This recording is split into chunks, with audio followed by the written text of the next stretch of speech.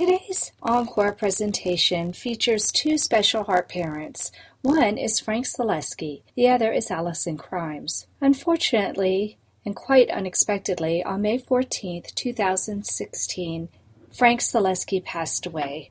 We are heartbroken in the congenital heart defect community to have lost this special heart dad. Please enjoy today's special Encore presentation featuring Frank Celeskey talking about the daughter he loved so dearly. I hope you enjoy today's Encore presentation.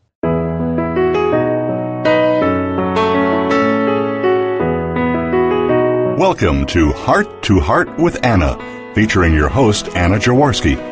Our program is a program designed to empower the CHD or congenital heart defect community. Our program may also help families who have children who are chronically ill by bringing information and encouragement to you in order to become an advocate for your community. Now, here is Anna Jaworski. Welcome to the third season of Heart to Heart with Anna, a show for the congenital heart defect community. Our purpose is to empower members of our community with resources, support, and advocacy information. According to the Adult Congenital Heart Association, 90% of children born with congenital heart defects are living to adulthood. That's an amazing percentage, and for the first time in history, our adults with congenital heart defects outnumber the babies being born with congenital heart defects. The University of Michigan Health System has an excellent website that deals with children with chronic conditions. On that page, they state, adolescents begin to develop their own identity separate from their family. Self-image becomes extremely important during the teenage years. That can be a problem when the teen's appearance is altered by illness or medication. Teens are also beginning to develop a very real independence from their families. Parents who have been very involved in their teens' care for many years may find it difficult to let go of their role as primary caregiver. Many teens will go through times of denial of their illness when they may neglect to take medications, follow special diets, or check blood sugars. In addition, the adolescent's body is rapidly changing, which may change the symptoms of the illness or the doses of medications needed. It is important to help the teen to gain control of their disease management. Keep in mind that even with chronic illness, teens are teens. Don't forget to talk about issues facing all teens: independence, college planning, sexuality, substance abuse, etc. Clearly, all parents have to deal with changes in their relationships with their children as their children age. But how is it different for parents of children with congenital heart defects? What happens when our heart warriors grow up? Our topic today is parenting changes when your CHD warrior grows up. And I have two excellent guests. Our guests today are heart parents Alysanne Crymes and Frank Celeskey. Alysanne Crymes is mother to Brendan, 21 years old, born with complete congenital heart block. He has had a pacemaker since he was 6 months old and has required 4 pacemakers in the last 21 years. Brendan's heart block was diagnosed before he was born. After birth, he was also found to have an atrial septal defect, or ASD, that was surgically closed. Other than his heart condition, Brendan has a genetic mutation that causes his body to produce tumors. The tumor secreted epinephrine, which led to a hemorrhagic stroke when he was 15, since they were unaware of the tumor at that time. This latest chapter in Brendan's life began in 2013 when a tumor was found and removed.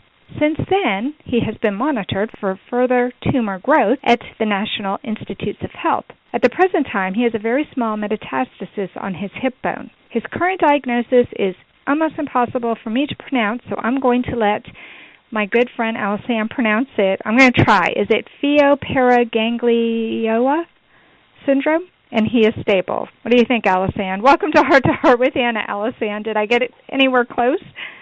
You were very, very close until the very end. It's pheochromocytoma paraganglioma syndrome. Okay, and I'll have that.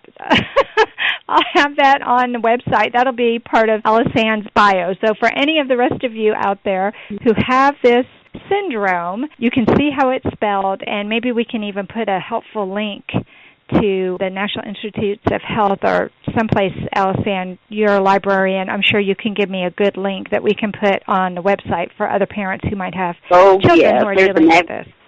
There's an advocacy group called the Paratroopers, and so I'll give you a link to that. Okay, great. That would be perfect. Well, Alysanne, it's been such a long time since we've talked one-on-one I with each know other. it. So welcome to Heart with Anna. It's good to be here. Well, for those of you who do not know, Alysanne is one of the contributors to The Heart of a Mother. So she and I have known each other for quite a while. And we've known each other since our children were little. So I think this topic is especially pertinent for us. Don't you think so, Alysanne? Oh, definitely.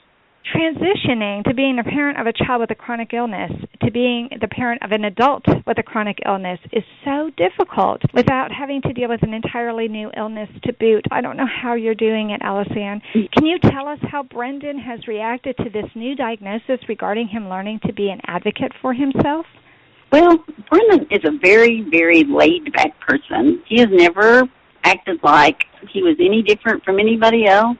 He doesn't complain, he doesn't whine, he doesn't say, why does this happen to me? He has just dealt with every medical issue that has ever been thrown at him. And he did the same with this.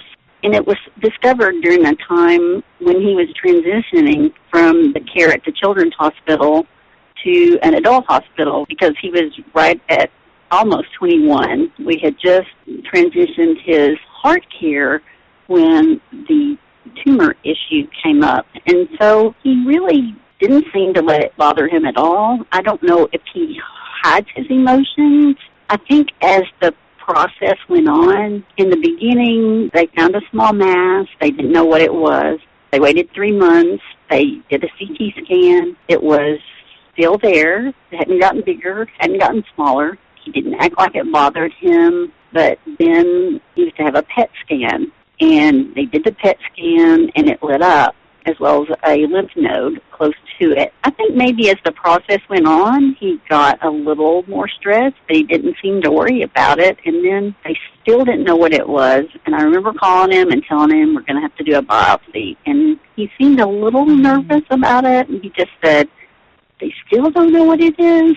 And so that was really the only hint that I had that he was really worried about it. When he was first having some pain in his side that led to us even having this checked out, I sent him to the doctor, and it was the first time he had ever been to the doctor by himself. And I was worried that he couldn't even give him his medical history. So I had the doctor's office fax me the form that I could fill it out and fax it back to him. And so it's really hard when your kid doesn't know that information, that he handled everything great. It really is hard. And, you know, the way that I've handled it with Alex is 20. And when he turned 18, he decided he didn't want me going to his pediatric cardiology visits anymore. He could do it. He knew the routine. He'd been to so many cardiology visits growing up. He felt like it was time for him to be on his own. And I was so nervous about it. But I've been so impressed with how well he has done. And he's been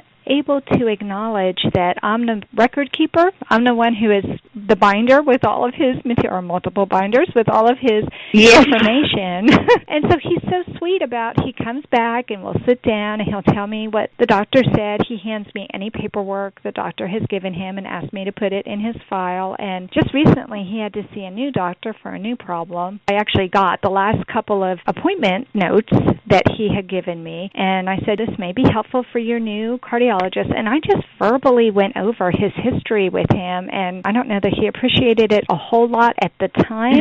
But then when I asked him how the appointment went, once again, he did not want me to go in with him, even though it was a new facility, a new doctor. He told me it went really well and that he was glad that we had gone over everything. I mean, our kids have complex histories. This is not, you know, oh, I just had my tonsils taken out when I was a kid, and I had ear tubes put in when I was little. I mean, what they've had done is just so major. And I think it's harder for some people than others to want to own that.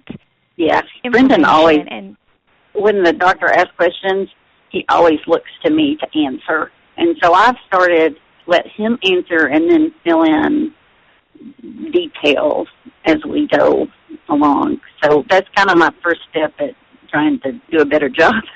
Yeah, I was really lucky. Alex's cardiologist had 5 sons. And so even when Alex was little, he would tickle him and play with him, and he talked to Alex. I mean, ever since he was little, he talked to Alex, and it was funny because he wouldn't look at me. He would ask the questions, and I knew Alex wasn't going to answer him because he was too young, but I think that was his way of bonding with Alex. He wanted to be looking at Alex. He wanted Alex to know that this was about him. So I really credit his pediatric cardiologist for helping us to set the stage for him to be able to do it. But Alex was studying engineering in school, and engineers are known for being people of concise language. Let me put it that way. Yes. So Alex would give monosyllabic answers, and I would do what you did. I would fill in the gaps. Yes, that's Brendan.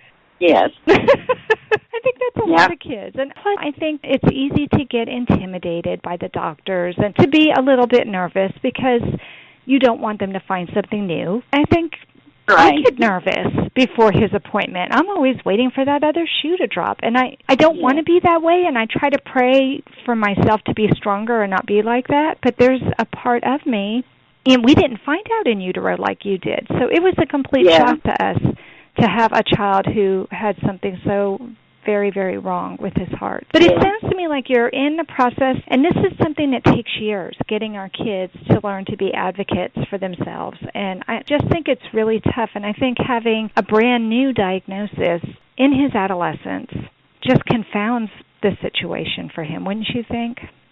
Yes, I do. It's been really hard. You get so comfortable with the heart thing and feel like you know all of that, and then you suddenly have to learn to be a pediatric cardiologist, and then you have to learn how to be an endocrinologist or whatever-ologist. Right. Feel like you're collecting ologists. But you're a librarian, and so you're really big on data, and I'm a teacher, so I'm the same way. I'm really big on collecting data and trying to understand as well as we can, and I think that's been helpful for our children, that they have parents who are so involved. I don't know that the kids really, especially at a young age, I don't think they're ready to learn all of that. And then when they get a little older, I think it's easy for them to feel a little bit overwhelmed. I always appreciated it when Alex's cardiologist would once again take out the drawing of the heart and show him what his heart looks like and explain to him what's wrong with it. And he does that at every visit. And you would think Alex could draw it himself now because he has seen it so many times. But I think that review is a good thing for them. So what do you think is the most difficult part about being the parent of an adult with a heart defect when it comes to his medical issues? Well, the hardest thing is just letting go and knowing that you have to give up that role because eventually they're going to have to do it for themselves. And one of the hardest things for me was leaving the children's hospital. I mean, I had a great relationship with them. And adult hospitals are totally different. When he got one of his pacemakers, and they kept him overnight, and one of the nurses, she said, "Oh, you better be glad that you're having this here." She said, "Adult hospitals are brutal. They just let you out the same day." And we had a great relationship. I was on the family advisory board for Arkansas Children's Hospital I just got off a couple of months ago. And so I had a great rapport with everybody there. And go to somewhere totally new, and I'm sure that was probably difficult for him as well. But just letting go and then dealing with the worry of they're going to grow up, they're going to have to get a job, they're going to need a job that has benefits with good insurance, and just how they're going to manage it without you there. I know. I have the same worries. I do too. Yeah. Especially since Alex was studying engineering and he's decided, no, I want to be a writer. At least with engineering, I had a hope that he would make enough money that he could pay for the insurance if he wasn't with a company that provided the insurance. But as a writer, this is all going to be on him. And I believe he can do it. I believe in him. But it makes it a lot scarier for me. So what is Brendan doing for his future? He has an associate's degree from a local community college, which I'm really proud of him. It took him 3 years. It was a 2-year plan. But in the midst of all of that, last year in October is when he had surgery. He has a major scar from part of his heart scar at the chest to around his belly button, cut through all that muscle to get that tumor out. And he had surgery on a Tuesday, and he was able to return to half of his classes the following Monday, went to the second half of the classes on Wednesday, went to church on Sunday, and so we're very proud of him, even though it took him a little bit longer to get it. And now he's going to the University of Central Arkansas, and his major is mass communication, and he's wanting to do sound and lighting technology, like run light boards and sound boards and that sort of thing. So I don't know what the future is for insurance with that job, but I hope that actually, that could be really good. Yeah, that could be really good. I know Joey wants to be an actor, as you and I have talked about in the past. And in a way, I wish he would want to do sound and lights, because there are a gazillion people who want to be acting on that stage, but there's only a handful of people who know how to run the sound and light boards, and they get paid. That's true. Yes. And in our community theater, the actors don't get paid, but the sound and light people sometimes do. If they can find volunteers, they'll use the volunteers, especially even for some of the local colleges. When they do productions, the actors are not paid, but the sound and light people are paid. So, he might be okay with that. Yes, that is encouraging. It's not uncommon for our children with congenital heart defects to develop additional problems as they age, or for the problems that they were born with to get worse. So what advice would you give to other parents whose children have multiple medical issues into their young adulthood? Well, I think maybe learning from the mistakes I made is I wish I had started earlier educating Brendan about his condition and what it's going to mean down the road, and that he has to keep up with everything and just prepare them for what's going to happen, let them know what they need to watch for. And I think maybe the key to that would be to work with your health care professionals and get them to help you. Make sure they talk to the patient. Instead of talking to the mom, talk to the patient and get them involved. And sometimes they'll take advice from somebody else, or they won't take advice from mom. Absolutely. So I think I should have started earlier and made sure Brendan really understood just what all was involved with his health, and especially now, because this tumor disorder is something that he is going to have to be watched. He's going to have to be seen by an endocrinologist twice a year. We'll probably be making some more trips to the National Institutes of Health. They have the world's leading expert on pheochromocytoma ganglioma research there, and just let him know this is something you have to do if you are going to survive this. Right. And that's what it's about. It's about their survival, which is why it's so darn important that they understand it and that they do learn how to be good advocates for themselves. Well, thank you so much, Alysanne, for coming on the show and for sharing with us. Now it's time for a commercial break, but don't leave yet. Coming up next, we'll have a chance to meet another heart parent, find out what it's been like for him to watch his little girl grow up, get married, and leave home when we return to Heart with Anna.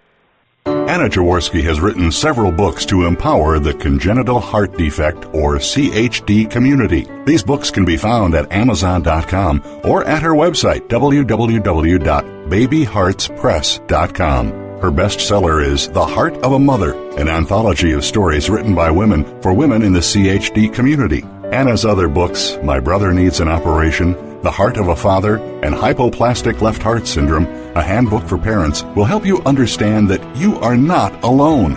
Visit babyheartspress.com to find out more. Welcome back to our show, Heart to Heart with Anna, a show for the congenital heart defect community. Today we are talking with heart parents Alysanne Crymes and Frank Celeskey about parental changes or parenting changes when your CHD warrior grows up. Frank Celeskey is a father to 3 wonderful children, 2 sons and 1 daughter. His 27-year-old daughter, Lauren Bednards, was born with tricuspid atresia and hypoplastic right ventricle, which basically means she was born with half a heart. Lauren had a Fontan procedure almost 25 years ago. Frank has been a mortgage banker for over 30 years. He's an outgoing, funny guy who loves to socialize and enjoy sports. Frank lives in Michigan, and Lauren lives all the way in Texas with her husband. Despite distance, they still have a close relationship. Frank has always tried to keep positive in raising his CHD daughter and is proud of how proactive and knowledgeable she is with her care. Welcome to Heart with Anna, Frank. Well, thanks for having me, Anna. Sounds like it's going to be amateur hour because it sounds like you and the other mom seem to know each other very well. Well, yes, I feel like I really know Alysanne. We even had a chance to meet in person, but I've met your daughter in person, and I know Lauren so well. She's been a guest on my show twice, and she's probably going to be a guest on my show this season as well. So for our listeners who are longtime listeners, they may remember Lauren.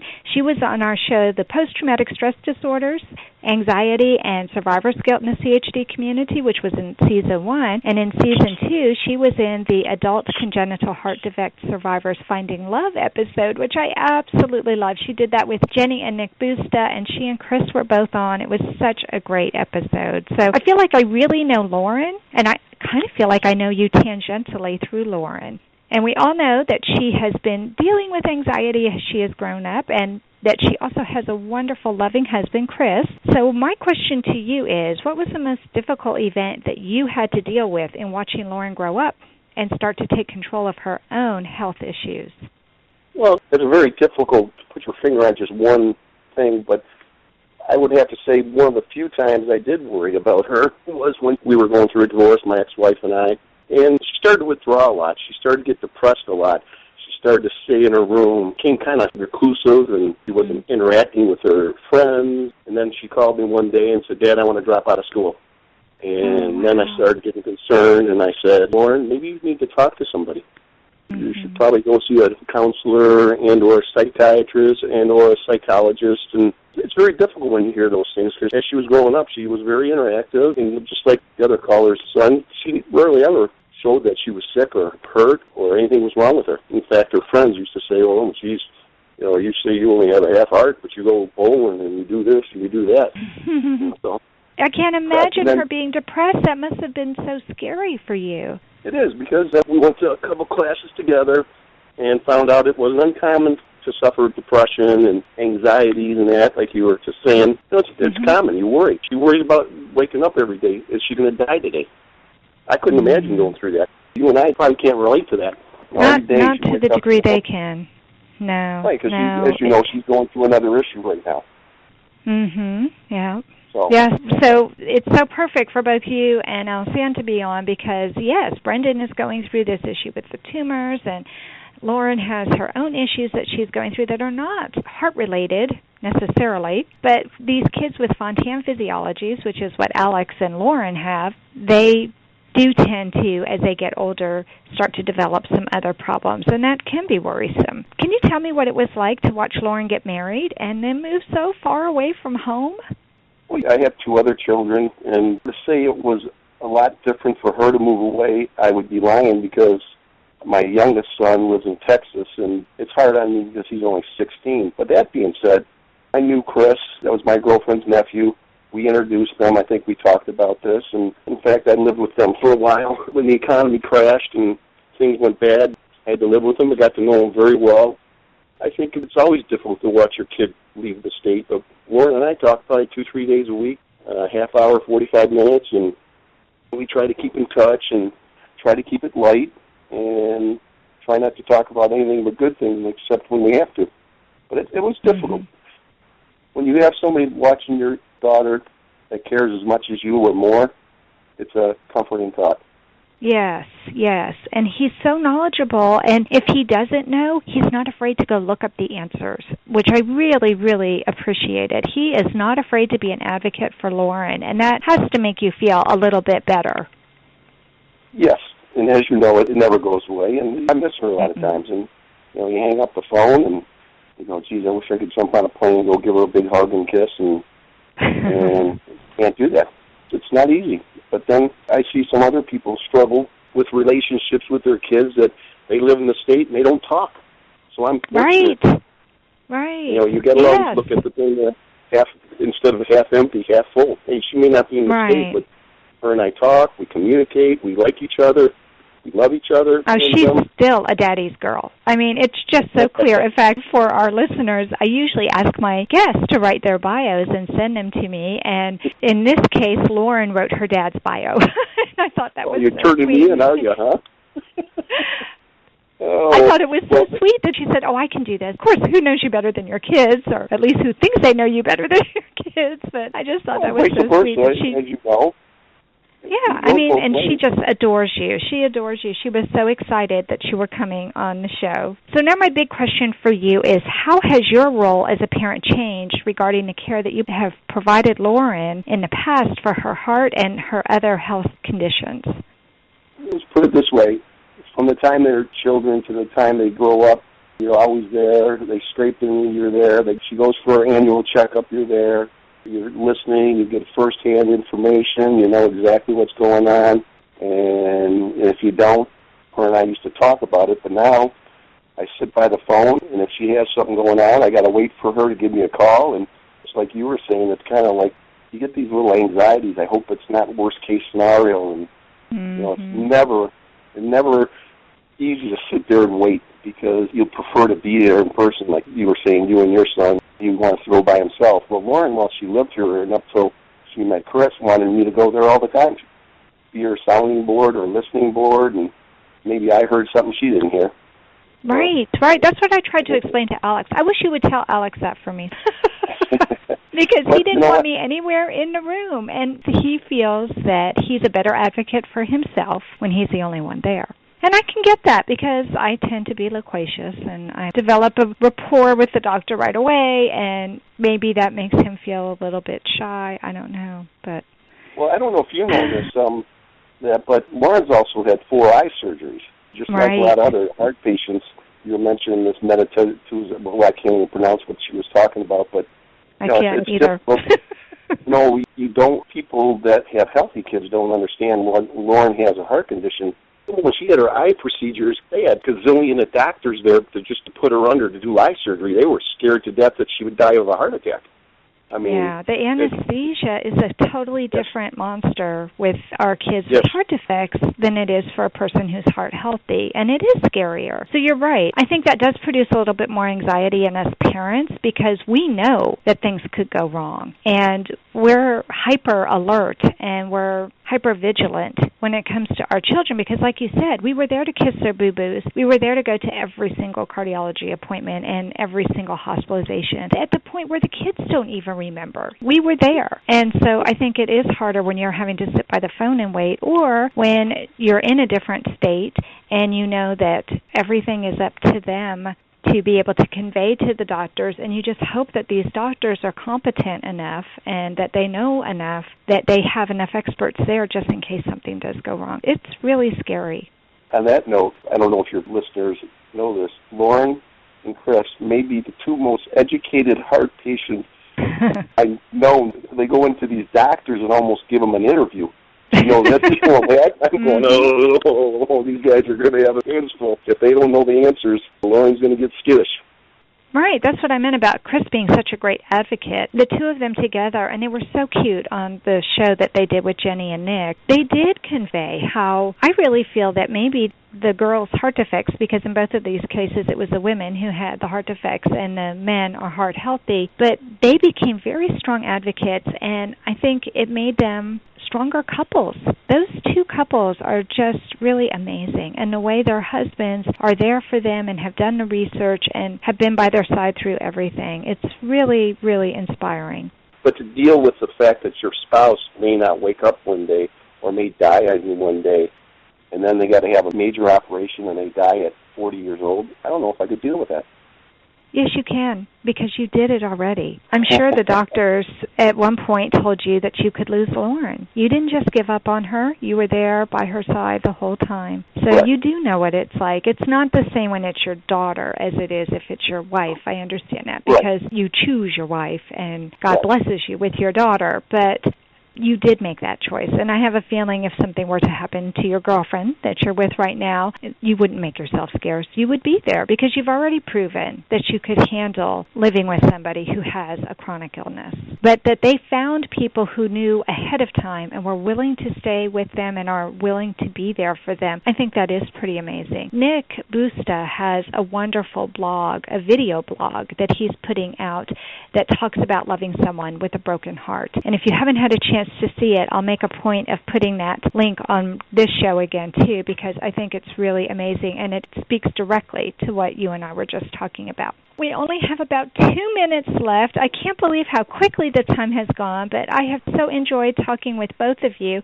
We have so much to be thankful for, and it is tough watching our children grow up and become adults and take charge of their own life, their medical problems and everything, but it is such a joy and it is such a blessing that we've had a chance to be there with them through all of this and watch them become the amazing people that they are. So thank you again for coming on the show. I can't believe the time is up, but it is. And that concludes this episode of Heart to Heart with Anna. We at Heart to Heart with Anna hope that you enjoyed the Encore presentations we broadcast during May of 2016. Starting June 2017, we will begin Season 8 of Heart to Heart with Anna. Our first episode will be Taking Charge of My Life with a congenital heart defect survivor. We are very excited about Season 8. The theme for Season 8 will be care for adults with congenital heart defects, and I think you'll really enjoy the shows we have prepared for this season. I'm looking forward to presenting next week's brand new episode, so please tune in on Tuesday at noon Eastern Time for the first episode of Season 8. Until then, please find and like us on Facebook. Check out our website, hearttoheartwithanna.com, and our Cafe Press Boutique. Follow our radio show, and remember, my friends, you are not alone.